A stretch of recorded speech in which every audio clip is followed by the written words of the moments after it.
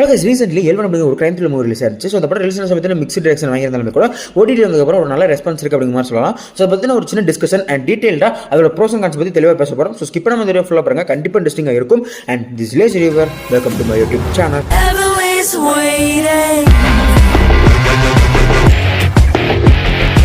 Okay, உங்களோட first story என்னன்னு கேட்டீங்கன்னா, நம்ம ஹீரோ வந்து ஒரு அசிஸ்டன்ட் கமிஷனர் இருப்பார். அவர் அசிஸ்டன்ட் கமிஷனர் இருக்கக்கூடிய வைசாக்ல ஏகப்பட்ட கொலைகள் நடந்துட்டு இருக்கும். அந்த கொலையை முதல்ல இன்வெஸ்டிகேஷன் பண்ணிட்டு இருக்கிற ஒரு ஆஃபீஸர் வந்து அவர் ஒரு ஆக்சிடென்ட்ல அவருமே கோமாக்கு போயிடுவார். ஸோ அதுக்கப்புறம் அந்த கேஸ் நம்ம ஹீரோ வந்து பிரில்லியண்டாக இருக்கிறதுனால அவர்கிட்ட வரும். ஸோ இந்த கேஸை முதல்ல எடுக்கிறவர் வந்து இதை பண்ணுறது ஒரு சீரியல் கில்லர் தான், ஆனால் அவன் சைக்கோபாத் கிடையாது கண்டுபிடிக்கிறாரு. ஸோ இதுக்குள்ள இன்னுமே டீப்பாக இறங்கி இன்வெஸ்டிகேஷனுக்குள்ள போகும்போது தான் இந்த இடத்துல அவருக்கு நிறைய விஷயங்கள் கிடைக்கப்படுது. அதை வச்சு யார் இந்த கேஸோட உண்மையான விக்டிம், யார் இந்த கேஸோட உண்மையான பிரிடேட்டர் அப்படிங்கிற ஒரு குழப்பம் இருக்கு வருது.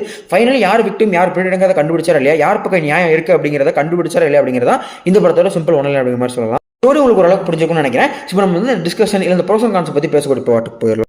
ஓகே, ஃபர்ஸ்ட் ப்ரோஸ் அதாவது பாசிட்டிவ் விஷயங்கள்லாம் பார்த்துலாம். ஸோ ஒரு கிரைம் த்ரில்லர் மூவிஸ் அப்படிங்கிறது எப்பயுமே அந்த ஒரு ட்விஸ்ட் நோக்கி தான் நகர்ந்துட்டு இருக்கும். அந்த ட்விஸ்ட் நம்ம கெஸ் பண்ணிட்டோம் அப்படின்னா அந்த மூவி ஒரு ஆவரேஜான மூவியோ இல்லை மொக்க மூவியாக மாறிடும். இல்லை நம்மளால கெஸ்ஸே பண்ண முடியல, இல்லை அதை நம்ம கெஸ் பண்ணது ஒரு மாதிரி இருக்கு, ஆனால் நடக்கிறது வேற மாதிரியான சம்பவமாக இருக்குது அப்படின்னா அந்த படம் ஷுவர் ஒரு ஹிட் ஆயிரும். அதுக்கு பெஸ்ட் எக்ஸாம்பிள் இந்த ராட்சசன், போர் தொழில், துருவங்கள் 16, திருஷ்யம் மாதிரியான மூவிஸ்லாம் பெஸ்ட் எக்ஸாம்பிளாக சொல்லலாம். அந்த லிஸ்ட்டுக்குள்ள இந்த எல்வன் வைக்கலாமா இல்லைன்னா கண்டிப்பாக அந்த அளவுக்கு ஏகப்பட்ட ட்விஸ்ட்ஸ் அன்கெஸபிளாக இருக்கதா செய்யுது. அது ஈக்குவலாக ஏகப்பட்ட ட்விஸ்ட்டுங்கிறது ஈஸிலி கெஸபிளாகவும் இருக்க தான் செய்யுது. பட் ஒரு படத்தில் இந்த மாதிரியான இந்த சீரியல் கில்லிங் படத்தோட கோரை யார் இந்த கொலை பண்ணுறா, எவன் தானே இந்த கில்லர் அப்படிங்கிற விஷயத்துல தான் நோக்கி போகும். அந்த விஷயத்தில் சொதப்பின ஒரு முக்கியமான படம்னா இறைவன் எக்ஸாம்பிளாக சொல்லலாம். ஸோ அந்த இறைவன்கிறது எந்த அளவுக்கு அந்த விஷயத்தில் சொதப்பிருப்பாங்கிறத படம் பார்த்தா அவங்களுக்கே தெரிஞ்சிருக்கும். பட் இந்த படத்தில் அந்த விஷயத்தில் ரொம்ப தெளிவாக இருந்திருக்காங்க அப்படின்னு சொல்லலாம். படம் பார்க்கும்போது ஈஸிலி இவன் தானே கொலை பண்ணிருப்போம் அப்படிங்கிற ஒரு கெஸ் நம்மளுக்கு வந்துடும் நிறைய பேர் மேலே. பட் ஒருத்த மேலே எனக்கு அந்த கெஸ்ஸிங் இருந்துகிட்டே தான் இருந்துச்சு. ஸோ படம் பார்க்கும்போது டேரக்டருக்குமே அந்த கேஸ் இருந்திருக்கும் போல் இருக்கு. ஸோ அதனால் அங்கே ஒரு ட்விஸ்ட் வைக்கிறேன்னு ஒரு வேற மாதிரியான ஒரு ட்விஸ்ட் வச்சு கடைசியில் அந்த ரிவீலுங்கிறது ஒரு மிகப்பெரிய சர்ப்ரைஸாக தான் அமைஞ்சிருப்பாங்க.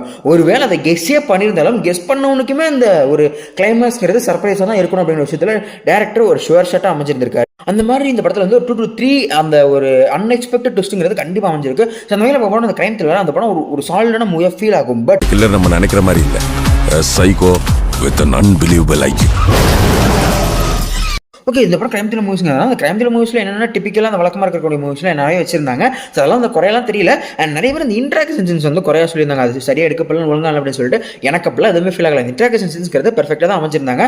அண்ட் எனக்கு எங்கே பிரச்சனை வந்துச்சு அப்படின்னா இன்வெஸ்டிகேஷன் சீன்ஸ்லாம் ஃபர்ஸ்ட் ஹாஃப்ல நிறைய இன்வெஸ்டிகேஷன் சீன்ஸ் இருக்கும். பட் அந்த இன்வெஸ்டிகேஷன் சீன்ஸ் எல்லாத்தையுமே மேலோட்டமாக விட்டுட்டு போயிட்டாங்க. டீப் டவுனாக இறங்கி அந்த எக்ஸ்பிளனேஷன் எழுதிருக்கட்டும், இந்த இன்வெஸ்டிகேஷன் எங்கே நடக்குது, எப்படி நடக்குது, அது எப்படி பண்ணுறாங்க அப்படிங்கிற விஷயத்தெல்லாம் இன்னும் கொஞ்சம் எக்ஸ்பிளைன் பண்ணி டீப்பாக எழுதிருக்கலாம். அப்படி ஒரு வேலை ரைட் பண்ணி தான் வச்சுக்கோங்களேன். இந்த படத்துல செகண்ட் ஹாஃப் என்ன மாதிரியான ஒரு எஃபெக்ட் கொடுத்துச்சோ அந்த எஃபெக்ட்டை ஃபர்ஸ்ட் ஹாஃப்லேயே அவங்க கொடுத்து ஒரு தரமான மூவி பார்க்க அப்படிங்கிற ஒரு ஃபீலை கண்டிப்பாக இந்த இன்டர்வியூல கொடுத்துருந்துருப்பாங்க. ஸோ இந்த ஃபர்ஸ்ட் ஹாஃப்ல வந்து ஒரு பொண்ணை போய் பிடிப்பாங்க. அந்த பொண்ணை பிழைக்கிற வரைக்கும் இந்த படத்தோட அந்த ரன்னுங்கிறது ரொம்ப ஸ்லோவாக அந்த மேலோட்டமாக ஏதோ ஒரு டிப்பிக்கலி நம்ம பார்க்கக்கூடிய 10ல் 11வது கிரைம் மூவி தான் பார்க்குறோம் அப்படிங்கிற மாதிரி ஒரு ஃபீல் தான் நம்மளுக்கு கொடுக்குது. பட் இதோட செகண்ட் ஹாஃப் அப்படியே கம்ப்ளீட் ஆப்போசிட் தான் வந்துருச்சு. அந்த ஃபர்ஸ்ட் ஹாஃப்ல போய் நீங்கள் ஏகப்பட்ட ட்விஸ்ட் வந்து நீங்கள் கெஸ் பண்ணியிருப்பீங்க. ஸோ அந்த கெஸ்ஸிங்கை வச்சு நீங்கள் செகண்ட் ஹாஃப்ல நிறைய கெஸ் பண்ணியிருந்தீங்க அப்படின்னா அது எல்லாமே தலையிலையும் உள்டாவும் தான் நடக்கும். முக்கியமாக அந்த கிளைமேக்ஸில் 2 மிகப்பெரிய ட்விஸ்ட் நடக்கும். ஒன்று வந்து கல்லறையில் ஒரு ட்விஸ்ட் நடக்கும், இன்னொன்று ஜெயிலில் ஒரு ட்விஸ்ட் நடக்கும். இந்த 2 ட்விஸ்ட்டுமே உங்களுக்கு எதிர்பார்க்காத ஒரு ட்விஸ்ட்டாக தான் கண்டிப்பாக அமைஞ்சிருக்கும். அண்ட் இதே மாதிரி இந்த படத்தில் ஏகப்பட்ட இன்ட்ரெஸ்டிங்கான விஷயங்கள் இந்த டேரக்டர் வச்சிருக்காரு. முக்கியமாக அந்த படத்தோட டைட்டிலே இந்த மொத்த படத்தை வச்சிருக்காரு அப்படிங்கிற மாதிரி சொல்லலாம். பிகாஸ் இந்த படத்தோட ஒரு சீனில் வந்து ஒரே கிளாஸ் ரூமில் 11 ட்வின்ஸ் ஒன்றா படிச்சாங்கன்ற மாதிரி ஒரு டைலாக் வரும். இந்த படத்தோட பேரே லெவல் தான். அண்ட் அதை ரிசபிள் பண்ணுற மாதிரி தான் லெவல்னு வச்சிருக்காங்க. அண்ட் அதே மாதிரி லெவல்ங்கிற நம்பரை நீங்கள் நல்லா பார்த்தீங்கன்னா 1 1 2மே ஈக்குவலான நம்பராக கிரேட் 1 வச்சிருந்திருப்பாங்க. ஸோ அது ஒரு ட்வின்னை குறிக்கிற ஒரு விஷயமாவும் இருக்கும். அண்ட் அதை தாண்டி இந்த படத்தோட டைட்டிலில் 11ங்கிற பேர் வரும்போது அந்த 11ல் இருக்கிற எல்லும் தமிழில் இருக்கிற லேவும் பார்த்தீங்கன்னா ஒரு லைட்டரை குறிக்கும். ஸோ அந்த லைட்டரை அதில் மறைச்சு வச்சிருப்பாங்க. இந்த படம் பார்த்தவங்களுக்கு லைட்டர் வச்சு என்ன மாதிரியான சம்பவம் அந்த படத்தில் நடக்குங்கிறது தெரியும்னு நினைக்கிறேன். எனக்கு தாண்டி செகண்ட் ஹாஃப்ல ஒரு சின்ன ரைன் போகும். இந்த படத்தோட கில்லராக இருக்கக்கூடிய ஒருத்தன் நம்ம எல்லாரும் ஏபி அப்படின்னு சொல்லிட்டு 2 பிளான் தான் வச்சிருப்போம். ஆனால் அந்த கில்லராக இருக்கக்கூடிய ஒரு கேரக்டர் சீன்ற ஒரு பிளான் வச்சு அதுக்கான பிளேவை ஏவோட பிளானை எக்ஸிக்யூட் பண்ணும்போது பண்ணிடுவான். அது நம்மளுக்கு எப்பயுமே ஆரம்பிக்குமோ தெரியாது, முடியுமா தான் இவங்க பண்ணியிருக்கான் அப்படிங்கிறதே தெரியும் அப்படின்னு சொல்லுவாங்க. அதை வார்த்தையை மட்டும் சொல்லாமல் கிளைமேக்ஸில் ஒரு விஷயம் முடியுமா தான் ஜெயிலில் வச்சு ஒரு சின்ன ட்விஸ்ட்டோட முடிப்பாங்க. அந்த ட்விஸ்ட் அப்போ தான் நம்மளுக்குமே தெரியும் சீனிங் அப்படிங்கிற ஒரு பிளான் அங்கே இருந்துச்சு அப்படிங்கிறது. அதை குறிக்கிற விதமாக தான் கிளைமேக்ஸில் யானைக்கு வேணால் அடி சேர்க்கலாம் ஆனால் எனக்கு சேர்க்காது அப்படிங்கிற ஒரு டைலாக் அந்த கேரக்டர் சொல்ல வச்சிருந்திருப்போம். ஸோ இந்த மாதிரி இந்த படத்தில் வந்து ஏகப்பட்ட விஷயங்கள் இன்ட்ரெஸ்டிங்காக இருக்கதா செய்யுது. பட் ஓகே, இதோட கேஸ்டிங் லிஸ்ட் கொண்டு வச்சுக்கோங்களேன். இந்த படத்தோட டேரக்டரான லோகேஷ் அஜில்ஸ்கி தான் மொதல் மூவி. அண்ட் ஹீரோ வந்து நீங்கள் ஜிகர்தண்டா டபுள்எக்ஸ் வில்லனாகவும் அண்ட் அந்த இன்ஸ்பெக்டர் ரிஷி அப்படிங்கிற அமேசான் சீரிஸில் ஹீரோவும் பார்த்துருப்பீங்க. அண்ட் ஹீரோயின் கிட்ட வந்தீங்கன்னு வச்சுக்கோங்களேன், இந்த படத்தில் மொத்தமாகவே இந்த ஹீரோங்கிறது எந்த இடத்துலையுமே யூஸ் இல்லாத ஒரு கேரக்டர் வச்சிருப்பாங்க. எக்ஸப்ட் அந்த ட்வின் விஷயத்தை தவிர்த்து இந்த படத்தில் அந்த ஹீரோயின் இருக்கிறது உளுந்து வடையின் உள்ளே இருக்கும் ஓட்டையால் என்ன பயன்? ஒரு பயனும் இல்லைங்க சார். உங்க பயனும் அப்படித்தான். அந்த மாதிரி தான் அமைச்சிருந்திருப்பாங்க. பட் இந்த ஹீரோனை நடிச்சவங்களோட ரியல் நேம் வந்து ரியா ஹரி அப்படிங்கிற மாதிரி சொல்லியிருந்தாங்க. ஸோ இவங்க தான் அந்த படத்தோட எக்ஸிக்யூட்டிவ் ப்ரொடியூசர். இவங்களை பற்றி தெரியும்போது என்ன விஷயங்கள் தெரிய வந்துச்சு, 2022 சில நேரங்களில் சில மனிதர்கள் சொல்லி ஒரு ஆந்தாலஜி ஃபிலிம் வந்திருக்கும். அந்த படத்தோட எக்ஸிக்யூட்டிவ் ப்ரொடியூசர் இவங்க தான். அதில் மலருங்கிற ஒரு ரோலும் பண்ணியிருக்காங்க. அதே மாதிரி அந்த வருஷமே செம்பி ஒரு மூவி ரிலீஸ் ஆயிருக்கும். அதோட ப்ரொடியூசராகவும் இவங்க தான் இருந்திருக்காங்க. ஸோ இவங்க ப்ரொடியூஸ் பண்ணுற மூவி தான் மினிமம் கேரண்டட் மூவியாக ரிலீஸ் ஆகுது. என்ன இவங்க ஆக்டிங் தான் கொஞ்சம் வர மாட்டேங்குது.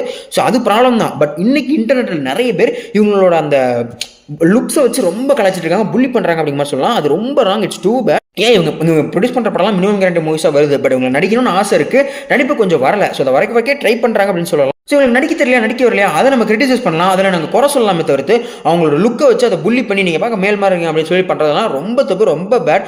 அதை பற்றி நான் பெருசாக பேசவும் விரும்பல, அது எனக்கு பார்த்தாலும் பிடிக்கவும் இல்லை அப்படின்னு சொல்லி. ஸோ இதில் இன்னொரு இன்ட்ரெஸ்டான கேஸ்ட்னா, இந்த படத்தில் வர 11 பெண்ணுமே ஒரிஜினல் கேஸ்ட் பண்ணி தான் பண்ணியிருக்காங்க. ஸோ இதில் Benjamin Paul and Francis Bala வரக்கூடிய அந்த 2 பசங்க ஒரிஜினல் கேஸ்ட் பண்ணப்பட்டாங்க. அந்த பசங்க இதுக்கு முன்னாடியே ஒரு மிகப்பெரிய தமிழ் மொழியில் நடிச்சிருக்காங்க. அது 2022 நம்ம செல்வராகவன் சார் டைரக்ஷனில் தனுஷ் சார் நடிப்பில் ரிலீஸ் ஆயிருந்த நானே வருவேன் வருவாங்க. ஸோ இந்த நானே வருவேன் நம்ம தனுஷ் சார் ட்வின்னுங்கிறனால அவங்களோட சைல்ட்ஹுட் வேர்ஷனாக 2 பசங்க நடிச்சிருப்பாங்க இல்லையா. ஸோ அந்த 2 பசங்க தான் இந்த படத்தில் ஃப்ரான்சிஸ் பாலாவும் பெஞ்சமின் பாலாவும் வராங்க. கேட்க போய் செக் பண்ணி பாருங்க, கரெக்டாக தான் இருக்கும். அண்ட் இது ஒரு ட்ரிவியா மாதிரி வச்சுக்கோங்களேன், எனக்கு பண்ணுற மாதிரி தான் இருக்கும். பட் என்ன தான் கெஸ் பண்ணாலும் நீங்கள் ஸ்பாய்லர் பார்த்துட்டே போனாலும் இந்த படத்தில் அந்த கிளைமேக்ஸில் வரக்கூடிய இந்த 2 ட்விஸ்ட்டுங்கிறது கண்டிப்பாக உங்களே ஜேக் கொடுக்க வச்சிடும். அதான் அந்த டேரக்டரோட பில்லியன். பட் ஸ்டில் என்னோட ஓவரால் ஒப்பீனியனாக சொல்லணும்னு வச்சுக்கோங்களேன், இந்த படத்தை நீங்கள் பிளைண்டாக பார்த்தீங்கன்னா ஒரு நல்ல ஒரு கிரைம் த்ரில்லர் மூவி பார்த்த ஃபீல் கண்டிப்பாக வரும். பட் நீங்கள் வந்து இந்த ராட்சசன் போத்தொழிலிருந்து நான் பார்த்த பெஸ்ட்டாக பார்த்த திருஷ்யம் மாதிரியான ஏகப்பட்ட கிரைம் த்ரில்லர் மூவிஸ் நான் பார்த்துருக்கேன். அந்த லெவல் எக்ஸ்பெக்டேஷன் அந்த படத்தை பார்க்குறேன் அப்படின்னா உங்களுக்கு ஒரு மிக்ஸ்டான ஒப்பீனியோ இல்லை ஆவரேஜான ஃபிலிம் பார்த்த ஃபீலையோ கண்டிப்பாக அந்த படம் கொடுக்கும். ஸோ இந்த மாதிரி எக்ஸ்பெக்டேஷன் எல்லாம் பாருங்கள், ஒரு நல்ல கிரைம் த்ரில்லர் மூவி பார்த்த ஃபீல் இருக்கும்னு நினைக்கிறேன். ஓகே சார், நான் ஒரு டிஸ்கஷனாக இருந்து உங்ககிட்ட பேசணும்னு நினச்சிருந்தேன். ஸோ நான் பேசணும்னு நினச்சா எல்லா விஷயங்களும் பேசிட்டேன். ஸோ அதை பார்க்கும்போது உங்களுக்கும் ஒரு ஒப்பீனியன் கேட்டிருக்கலாம் இந்த வீடியோவில் இருந்து. ஸோ அதை பற்றி கமெண்ட்ஸ் சொல்லியிருப்பாங்க. அண்ட் இந்த 11 அப்படிங்கிற ஒரு மூவியை பார்த்துட்டிங்க அப்படின்னா அந்த படம் பார்க்கும்போது உங்களுக்கு ஒரு ஃபீல் கொடுத்துருக்கும், உங்களுக்கும் ஒரு ஒப்பீனியன் கிரியேட் ஆயிருந்திருக்கலாம். ஸோ அதை பற்றி கண்டிப்பாக கமெண்ட்ஸ் சொல்லியிருப்பாங்க, நான் தெரிஞ்சுக்கிறேன். அண்ட் எல்லாருமே தெரிஞ்சுக்கிட்டோம். நான் வழக்கமாக சொல்கிறதுன்னு தெரிய முடிக்கிறேன். இந்த வீடியோ பற்றி ஏதாவது தாட்ஸ் கிரியேட் ஆயிருந்துச்சு கண்டிப்பாக கமெண்ட்ஸ் சொல்லியிருப்பாங்க. அந்த வீடியோவில் ஃப்ளாஸ் கண்டுபிடிச்சிருந்தீங்க அப்படின்னா அதுவே கமெண்ட்ஸ் சொல்லியிருப்பாங்க. நான் அந்த வீடியோ எடுத்துக்க ட்ரை பண்ணுறேன். வழக்கமாக சொல்கிறதா இதே மாதிரி இன்னொன்று வச்சுருக்கிறேன். ஜிலேஜரி ஷைனிங் ஆஃப்டர் பாய். வானம் எங்க போச்சு.